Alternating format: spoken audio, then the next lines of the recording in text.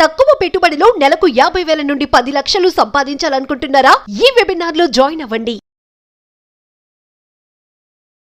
నమస్తే రమగారు. నమస్తే జయ. రమగారు, మనము మహాభారతంలో చిన్న కథలు, చిన్న కథ అనలేం మనం ఇప్పుడు దీన్ని. పెద్ద అది కథ. పెద్ద కథే చెప్పాలి దీని సంగతి. ఇది మహాభారతంలోని ఆది పర్వంలోని ఆస్తిక పర్వం అనే ఉపపర్వంలోంచి చెప్పబడింది. ఆహా. నైమిషారణ్యంలో పౌరాణికుడు ఒక ఆయన ఉగ్రశ్రవసు అనుకుంటా ఋషులకి చెప్పారనమాట. ఇదేంటంటే ఆహా. మనకందరికీ భీష్ముడు చెప్పినవి కాదా? భీష్ముడు చెప్పిన కాదు, ఎన్నో ఉన్నాయి కథలు మహాభారతంలోంచి. శాంతి పర్వంలోంచి భీష్ముడు చెప్పిన కథలు చెప్పుకున్నాం కొన్ని. అవునవును. ఇది కూడా మహాభారతంలో కథే. Right, okay. మనకి మామూలుగా తెలుసు. ఇదే కథని మనం భాగవతంలో కూడా చూస్తాం. ఈ కథని మహాభారతంలో మెయిన్గా చెప్పబడింది. ఇప్పుడు మహాభారతానికి బేస్ కథ మనకు తెలుసు, పాండవులు కౌరవులు. తర్వాత మహాభారతం చివరి కథల్లో ఏం చెప్పబడింది? సర్పయాగం చెప్పబడింది. అవును. ఈ సర్పయాగాన్ని మహాభారతపు ఆది పర్వంలోనే చెప్పారు. ఆస్తిక పర్వం అనే పర్వంలో ఆస్తికుడు అనే ఆయన సర్పయాగాన్ని ఆపాడు. అసలు ఈ సర్పయాగం కథ ఎక్కడిది, సర్పాలు ఎక్కడివి, ఇదంతా మహాభారతంలో ఆ వ్యాస మహర్షి చెప్పారు. ఓకే. ఇది మనకి ఆది పర్వంలోనే కనపడుతుంది. బాగుంటుంది, డిఫరెంట్ కథ. మనకి తెలిసిన గరుక్పంతుడి కథే ఇది. దీని ప్రారంభ కథ ఎక్కడి నుంచి వచ్చిందంటే మహాభారతంలోని ఆది పర్వం ఆస్తిక పర్వంలోనే చెప్పబడింది అన్నమాట. ఓకే. కశ్యప ప్రజాపతి, ఈయన బ్రహ్మమానస పుత్రులలో ఒకడు. ఈ ప్రజాపతికి దక్ష ప్రజాపతి యొక్క కుమార్తెలతోటి వివాహమైంది. దక్ష ప్రజాపతికి చాలామంది కుమార్తెలు, అందులో కొంతమందిని ఈయనకి ఇచ్చాడు కశ్యప ప్రజాపతికి. 27 మందిని చంద్రుడికి ఇచ్చాడు. సతీదేవిని పరమేశ్వరుడికి ఇచ్చాడు. ఈ లెక్కన చంద్రుడు, పరమేశ్వరుడు, కశ్యప ప్రజాపతి, వీళ్ళు ముగ్గురు తోడల్లుళ్ళు. అంతేగా, అంతే కదా కథ ప్రకారం. అయితే ఈయనకి కశ్యప ప్రజాపతికి ఈయన మన జాతులని వృద్ధి చేయటానికే ఆయనకి ఇంతమంది కన్యలతోటి వివాహం జరిగింది. ఈయనకి ప్రధానంగా మొట్టమొదటి వివాహం అయింది దితి అదితి కుమారులే ఆదిత్యేయులు, అంటే దేవతలు, సూర్యుడు మొదలైన వాళ్ళంతా. అదితి కుమార్తెలేమో ఆదిత్యులు, దితి కుమారులు దైత్యులు. ఇట్లా వరుసగా చాలా మందికి సంతానం కలిగింది. ఇందులో వినుత, కద్రువ అని 2 భార్యలు ఉన్నారు. వినుత కుమారుడే గరుక్మంతుడు, కద్రువ కుమారులు సర్పాలు. ఈయనకి అయిన వివాహాలలో ఇంకా చాలా ఉన్నాయి. ధనువు అలాంటి పేర్లు కూడా ఉన్నాయి. పూర్తిగా పేర్లతోటి కథ ఇంకొకసారి చెప్పుకుందాం, కొంచెం బ్రీఫ్గా చెప్తున్నాను. ముని అనే ఒక కన్యతోటి అయిన వివాహంలో ఆ మునికి అప్సరసలు జన్మించారని చెప్తారు. ఓకే. అంటే ఇప్పుడు రాక్షసులు, అప్సరసలు ఇంచుమించుగా ఒక జాతికి చెందిన వాళ్ళే, ఒక తండ్రికి పుట్టిన వాళ్ళుగానే చెప్పబడతారు. అంతేగా. అంతే కదా. అప్సరోగణం కూడా పుట్టారు అని చెప్తారు. మరి వాళ్ళు ఎలా రాక్షసులు అయ్యారు? వాళ్ళు మరి ఆ తల్లుల్ని బట్టి. తండ్రి ఒకడు. ఇప్పుడు దేవతలకి రాక్షసులకి తండ్రి ఒకడేనమ్మా. అవునా? కశ్యప ప్రజాపతి. ఓకే, అవును. పాములకి పక్షులకి కూడా తండ్రి ఒకడే. గరుక్మంతుడికి సర్పాలకి తండ్రి ఒకడే. కశ్యప ప్రజాపతి యొక్క సంతానమే. వాళ్ళల్లో వాళ్ళకు వచ్చిన తగాదాలతో వాళ్ళు ఒకళ్ళకొకళ్ళు శత్రువులు అయ్యారు. ఓకే. అన్నదమ్ములు కొట్టుకోవడం ఎక్కడైనా ఉంది చూడండి. అదే కదా, దేవతల రాక్షసుల దగ్గర నుంచి మొదలు అక్కడి నుంచే స్టార్ట్ అయింది. సరే, ఈ లైన్లో వినుత, కద్రువ ఇద్దరు కలిసి ఉండేవాళ్ళు. ఓకే. వీళ్ళిద్దరితో ఈయనకి వివాహం ఒకేసారి అయింది. వీళ్ళు భర్తని ఫలానా రకపు సంతానం కావాలని కోరుకుని మరీ సంతానాన్ని పొందారు అందరూ. అయితే ఈ వినుత కద్రువ ఎలా అడిగారంటే, కద్రువ 1000 మంది అత్యంత బలశాలుడు, చాలా గొప్పవాళ్ళైన సంతానం కావాలని అడిగింది. అడిగితే సరే, ఆమెకి 1000 అండాలు పుట్టాయట. ఒకే అండం పుట్టిందని, ఒకే అండం పగిలి 1000 సర్పాలు బయటకు వచ్చాయని కూడా చెప్తారు. అలాంటి కథ కూడా వినపడుతుంది. ఆమెకి సర్పాలు జన్మించాయి. ఆమెకు పుట్టిన గుడ్లల్లో నుంచి సర్పాలు బయటకు వచ్చాయి. గుడ్లే జన్మనిచ్చింది ఆవిడ. అయితే వినుత కూడా మహాబలవంతులైన 2 సంతానమైనా చాలు, నాకు 2 చాలు అని అడిగింది. అడిగితే ఆమెకి 2 అండాలు జన్మించాయి. ఈ 2 అండాలని ఆవిడ వినుత కద్రువ తాలూకు 1000 అండాల గుడ్లని ఏం చేశారంటే పొర్లిపోతున్నట్టుగా ఉన్నటువంటి నేతి కుండలలో భద్రపరిచారు. 1000 + 2. ఈవిడ 2 ఈవిడ దాచుకుంది, ఆవిడ 1000 ఆవిడ దాచుకుంది. భర్త ఏర్పరిచిన చోటే. క్రమంగా ఈ 1000 మంది సర్పాలు బయటకు వచ్చారు. ఇందులో రకరకాల వాళ్ళు ఉన్నారు. తెల్లవాళ్ళు, నల్లవాళ్ళు, ఎర్రవాళ్ళు, పచ్చవాళ్ళు, పొట్టివాళ్ళు, పొడుగువాళ్ళు, 2 తలలు ఉన్నవాళ్ళు, ఇరువైపులా తలలున్న వాళ్ళు, ఎంతమందో మహాబలశాలుడు, కోరిన రూపం ధరించగలిగే వాళ్ళు కూడా వాళ్ళు. తండ్రి ప్రజాపతి అవటం వల్ల. అయితే ఎప్పటికీ ఈ వినుత తాలూకు 2 అండాలు పగలపోయేసరికల్లా ఆవిడకి చాలా వేచి వేచి వేచి ఉండి ఉండి ఉండి ఉండి ఉండి ఒక అండాన్ని పగలగొట్టేసిందట ఆవిడ. పగలగొట్టేసరికల్లా అందులోంచి మహాబలవంతుడైనటువంటి ఒక కుమారుడు బయటకు వచ్చాడు. వెలిగిపోతున్నాడు సూర్య తేజంతో. కానీ అతనికి తొడలు ఏర్పడలా, ఇంకా పైభాగం మాత్రమే ఉంది. ఇంకా టైం ఉంది, ఆయన టైం ఉంది. ఈవిడ తొందర పడిపోయింది. సవితి పిల్లల్ని చూసేసరికల్లా ఆవిడ పుట్టేశారు, నాకు పుట్టలేదని. ఆవిడ వెంటనే జ్ఞానంతో జన్మించాడు ఆయన. పుట్టిన ఆయన అనూరుడు అని పెట్టారు, ఊరువులు లేనివాడు. ఆయన ఏం చెప్పాడంటే, నీ తొందరపాటుతోటి ఇట్లా అయిపోయాను నేను, తొందరపడద్దు, ఈ 2వ అండాన్నైనా నువ్వు జాగ్రత్త పరచుకో అని చెప్పాడు. చెప్పేసరికల్లా సరే, నువ్వు ఇట్లాంటి పని చేసావు, సవితికి దాస్యం చేయాల్సి వస్తావు, నువ్వు ఇట్లా కుమారులని చేసుకున్న వాళ్ళకి నీకు సమస్య వస్తుంది, నిన్ను సమస్యల నుంచి బయటపడగలిగేవాడు మహాబలవంతుడైన వాడు జన్మిస్తాడు, కారణ జన్ముడు, ఆ అండాన్నైనా పరిరక్షించుకో అని చెప్పి ఆయన తండ్రి అనుమతితోటి సూర్యుడికి రథసారథిగా వెళ్ళిపోయాడు.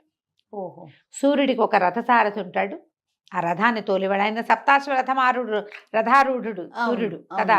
7 గుర్రాలుగా కట్టినటువంటి అశ్వాన్ని, రథాన్ని, దాని మీద కూర్చుని ఊరేగింపుకి వస్తాడు సూర్యుడు పొద్దు నుంచి రాత్రి దాకా. ఆ రథాన్ని తోలేవాడే ఈ అనూరుడు. ఆయన కాళ్ళు లేవు, ఆ రథంలో ముందు కూర్చుని కనపడతాడు. ఓకే, వెళ్ళిపోయాడు తండ్రి అనుమతి తీసుకుని. ఈవిడ దుఃఖంతో ఈ అండాన్ని సంరక్షించడం మొదలుపెట్టింది, 2వ అండాన్ని. ఇక ఆ సంరక్షణ జరుగుతూ ఉంది. ఇంకా జన్మించాల కుమారుడు. అయితే సరే, ఒకసారి ఏమైంది, వినుత కద్రువ ఇద్దరు కలిసి మరి సముద్రం తీరానికి వ్యాహ్యాలకి వెళ్ళారు. వ్యాహ్యాలకి వెళ్తే ఏమైంది, కదూరంగా ఉచ్చైశ్రవం అని బ్రహ్మాండమైన అద్భుతమైన గుర్రం. ఆ ఉచ్చైశ్రవం ఎక్కడి నుంచి వచ్చింది, సముద్రంలోంచి వచ్చింది, పాలకడల్లోంచి. ఎంత బాగుంది అని చాలా సంతోషంగా చూశారు. తెల్లటి గుర్రం. అయితే కొంచెం కను వెలుగులో చూశారు వీళ్ళు. చూసినప్పుడు ఆ కద్రువంది, ఆ నల్లటి తోక ఎంత అందాన్ని ఇచ్చిందో ఆ గుర్రానికి అనేసరికల్ వినతుంది. నల్లగా ఎక్కడుంది, తెల్లగానే ఉంది తోక కూడా, అంత నల్లగా ఏం లేదు, తోక తెల్లటిదేనంది. ఇద్దరు బాధలాడుకునే, చూసా కదా అంటుంది. వీళ్ళు చూసింది మాటలు అయిపోయంగానే అది వెళ్ళిపోయింది, గుర్రమేమో అవతలకి వెళ్ళిపోయింది. ఆ చూసిన విషయం మీద వీళ్ళిద్దరూ బాధలాటకి దిగారు. ఒకళ్ళు నలుపని, ఒకళ్ళు తెలుపని. అయితే ఏమన్నారు, నేను నీకు దాస్యం చేస్తా, నువ్వు నాకు దాస్యం చేద్దు కానీ ఇట్లా పందెం పెట్టుకున్నారు. గుర్రంతో ఒక నలుపైతే వినుత తన సంతానంతో సహా కద్రువకి దాస్యం చేయాలి. ఒకవేళ తెలుపే అయితే కద్రువ ఆవిడే సంతానము ఈవిళ్ళకి దాస్యం చేస్తారు. తల్లి దాస్యం చేయాలి. ఇక ఆ తల్లి దాసురాలు అయితే పిల్లలు కూడా ఆటోమేటిక్గా, తల్లి పని మనిషి అయితే పిల్లలు పని పిల్లలు అయిపోతారు వాళ్ళ కర్మానికి. పాపం పాదులాడుకున్నారు, ఇది సిద్ధం చేసుకున్నారు పందెం. ఇది ఒక మీనింగ్లెస్ పందెం కాదు మరి. సరే చేశారు. చేసిన తర్వాత ఇప్పుడు ఏం చేసింది, ఇంటికి వెళ్ళాక ఈ కద్రువుకి అనుమానం వచ్చింది, నేనేమన్నా పొరపాటు పడ్డానా, ఎక్కడా కథల్లో మాటల్లో వినలేదే ఉచ్చేశ్రవానికి తోక నలుపని, కానీ పందెం పెట్టేసుకున్నాను ఇప్పుడు నేను ఏం చేయాలి అని తన కుమారులైన నాగులని పిలిచి, ఇట్లా నేను మీ పినతల్లి పందెం వేసుకున్నాం, మరి ఒకవేళ రేపొద్దున నేను ఓడిపోతే నేను దాస్యం చేయాల్సి వస్తుంది, కాబట్టి మీలో కొంతమంది వెళ్ళి ఆ ఉచ్చేశ్రవం తోకని చుట్టుకోండి, తోక నల్లగా కనపడుతుంది, పాముల్లో నల్లటి వాళ్ళు ఉన్నారు కదా అని అడిగింది. అడిగితే సర్పాలు ఒప్పుకోలే. కుమారులు, నువ్వు ఇటువంటి పందెం వేయటం ఏమిటి, పందెం వేస్తే నువ్వు అనుభవించు, అధర్మానికి మేము పాల్పడము, ఉచ్చేశ్రవం తోక తెల్లగానే ఉంటుంది, అపరాధం మేము చెయ్యము, అధర్మానికి మేము పాల్పడము, నువ్వు ఒక అర్థం పర్థం లేని పందెం పెట్టుకున్నావు కాబట్టి నువ్వు అనుభవించాల్సిందేనని కొంతమంది వ్యతిరేకించారు. ఆవిడ గుళ్ళు మండిపోయింది. తల్లిని సమర్థించరా మీరు, సహాయం చేయరా, తల్లి దాసైనా పర్వాలేదా మీకు, మీకు ఇంత తలపొగరా, ధర్మం పట్ల అంత అభిలాష, తల్లి మాతృధర్మం కంటే ఎక్కువ అని చెప్పి వీళ్ళని శపించింది. ఏమని, జనమేజయుడు చేసే సర్పయాగంలో పోయి పడి చావండి మీరంతా అని. ఈ కథ ఎప్పటిది, అదే కదా. కృతయుగం నాటి కథ. ఆ, దాని తర్వాత వచ్చినటువంటి త్రేతాయుగం పోయి ద్వాపర. ద్వాపర యుగపు చిట్ట చివర కలి ప్రవేశిస్తూ ఉండగా జరగబోయే యజ్ఞంలో, జనమేజయుడు చేయబోయే సర్పయాగంలో మీరు పడి చావండి అని కుమారులని తల్లే స్వయంగా శపించింది. ఎప్పుడైతే ఈవిడ అడిగిందో వాసుకి ఆ శేషుడు ఇద్దరు వాళ్ళు బయటికి వెళ్ళిపోయారు, వాళ్ళు వీళ్ళతో లేరు. ఈ 2 సర్పాలు ఎక్కడున్నాయి? ఆదిశేషువేమో తల్పసాయికి, ఆయన శేషతల్పసాయికి శేషుడుగా ఇదే ఉన్నాడు, ఆయన సేవలో, భగవంతుడి సేవలో ఉన్నాడు. వాసుకి వెళ్ళి పరమేశ్వరుడి మెడలో చుట్టుకుని ఉన్నాడు, లేరు ఇక్కడ. వాళ్ళిద్దరూ భగవత్ సేవకి వెళ్ళిపోయారు. కొంతమంది సేవ తప్పించుకున్న వాళ్ళు తప్పించుకున్నారు. ఎవరైతే ఈ తల్లి మాట కాదన్నారో వాళ్ళకి ఈ శాపం వచ్చింది. ఓకే.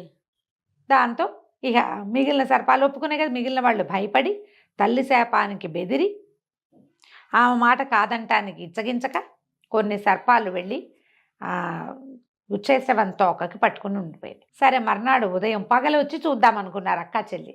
పగలొచ్చి చూసేసరికల్లా ఏముంది, తెల్లటి ఉచ్చేసవం మెరిసిపోతూ పాలమీగడల్లే, తోక మాత్రం నల్లగా.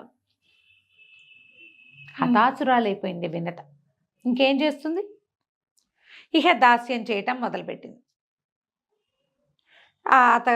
అక్కగారిని సేవించడం, అక్కో చెల్లో ఇద్దరు ఒకసారి పుట్టిన వాళ్ళే అయ్యి ఉంటారు. అప్పచెల్లెల్ని సేవించుకోవటం, ఆవిడ పిల్లల సంగతి చూడటం. ఇక కాపరం లేదు, ఏమీ లేదు, ఇవిడికి దాస్యమే. పందెం కదా మరి, పందెంలో ఓడిపోయినప్పుడు తప్పదుగా. క్రమంగా ఈ అండం ఎగ్ దాచిపెట్టారు కదా గుడ్డు, అది పగిలి అందులోంచి మహాబలవంతుడు, బంగారపు రెక్కలు, పక్షి వంటి ముక్కు కలిగినటువంటి గరుత్మంతుడు బయటపడ్డాడు.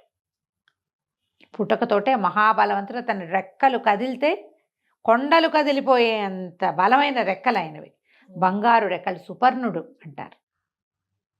ఇంకా తను ఏం చేశాడు, తల్లి దాసురాలు అయ్యేసరికల్లా ఆయన కూడా దాసుడుగా ఉండటం మొదలుపెట్టాడు. రెండో దారి లేదు. ఈ సర్పాలందరినీ భుజాల మీద ఎక్కించుకుని అక్కడికి ఇక్కడికి తీసుకెళ్ళటము, తల్లితో పాటు దాస్యం. విసిగిపోయాడట. విసిగిపోయి దుఃఖంతో, అమ్మా ఏమిటి నాకు ఈ కర్మ, మనం ఈ కర్మ అనుభవించటం ఏమిటి, ఎందుకు మనం ఈ పని చేయాలంటే, అప్పుడు ఏమిటి దుఃఖంతో తల్లి చెప్పింది, నాయన ఇది పందెం, నేను పందెంలో ఓడిపోయాను, ఈ ఓడిపోయాను కాబట్టి నేను దాస్యం చేస్తున్నాను, నాతో పాటు నువ్వు దాసుడయ్యావంటే ఇతను వెళ్ళి పిన తల్లిని అడిగాడు, ఆవిడ్ని సేవించి ఒక పూట మా తల్లిని దాస్య విముక్తిని కల్పించు, దాస్య విముక్తి కావాలి మా అమ్మకి, ఏదైనా చెయ్యి, నువ్వేం చెబితే అది చేస్తానన్నాడు. సరే, ఈవిడేమనుకుంది, కద్రుబా, కోపంతో పిల్లల్ని శపించాను, ఇప్పుడు వీళ్ళు రేపొద్దున చచ్చిపోతారు, వీడు జీవించే ఉంటాడు, సవితి కొడుకు జీవించే ఉంటాడు, నా పిల్లలకి శాశ్వతత్వం కావాలి, నా శాపం ఫలించకుండా ఉండాలి, ఫలించకూడదు, శాపం ఫలించకుండా ఉండాలంటే నా సంతానం అమృత ప్రాసన చేయాలి. అందుకని ఈవిడేమంది, నువ్వు మహాబలవంతుడివి గరుడా, ఒక పని చెయ్యి, స్వర్గానికి వెళ్ళి అమృతం తీసుకురా, నా కుమారులకి అమృతాన్ని తెచ్చిపెట్టి నీ తల్లిని తీసుకెళ్ళిపో, దాస్యం చేయక్కర్లా ఇంకా అబ్బా అని చెప్పేసరికల్లా ఈయన ఏం చేశాడు, సరేననుకుని తల్లితో చెప్పి తండ్రికి చెప్పడానికి ఆశ్రమానికి వెళ్ళాడు. ఆయన నేను ఇట్లా మా తల్లి దాస్య విముక్తి కోసం స్వర్గానికి వెళ్తున్నాను, అమరావతికి వెళ్ళి నేను అమృతాన్ని తీసుకొని వస్తాను అని చెప్పేసరికల్లా ఆయన ఏమన్నాడంటే, నీకు బలం సరిపోదు అంత పైకి ఎగరటానికి, నీకున్న బలంతో పాటు గజగచ్చపాలు అక్కడి నుంచి ఆ కొండ అవతల చెప్పాడనమాట. అవి ఎంత పెద్దవోనట, గజగచ్చపాలు 2 పోట్లాడుకుంటున్నాయి. కచ్చపం అంటే మోతాబేలు, గజం అంటే ఏనుగు. అవి 2 మహాబలమైనటువంటి ఉన్నాయి. ఆ రెండింటిని తిను ఆహారంగా, అప్పుడు నీకు బలం సమృద్ధిగా అవుతుంది. ఆ తర్వాత నువ్వు ఇంద్రుడి మీదకి వెళ్ళి ఆ అమృతాన్ని తెచ్చుకోవచ్చు. అయితే గజగచ్చపాల మీదకి వెళ్ళాడు.